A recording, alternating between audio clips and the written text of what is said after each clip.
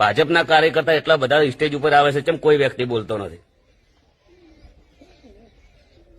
વાત કરીએ તો તમે ન્યાય કરો તો હાસો કરો. તમારે એટલો બધો ન્યાય કરવાનો શોખ હોય તો તમે પોતે બંધારણ તોડીને 10 દિવસ હાતાઈ જો છો, પછી તમે ગોચા જડતા નથી. જે સમાજવાળા કોઈ બી આગેવાન તમારે ભેળા રહીને ખાવાનું, ભેળા રહીને દંડ લેવાનો, એક જણા કંથી દંડ લેવાનો, બીજા છોકરા સમાજ બહાર કાઢવાના. મેન મુદ્દાની વાત કરીએ કે તમે પંચાયત કેવી રીતે કરી. તમે કોઈ બી ના ઘરે જો છો અવસરની અંદર તો તમે તોથી 1.5 લાખ રૂપિયા લ્યો છો. અમે કોઈ બી ના ઘરે અવસરમાં જઈએ અમારા કુટુંબમાં ગાવા તો તમે અમને નાત બાર મૂકી દો છો. તો તમારે નાત બાર જવું જોઈએ.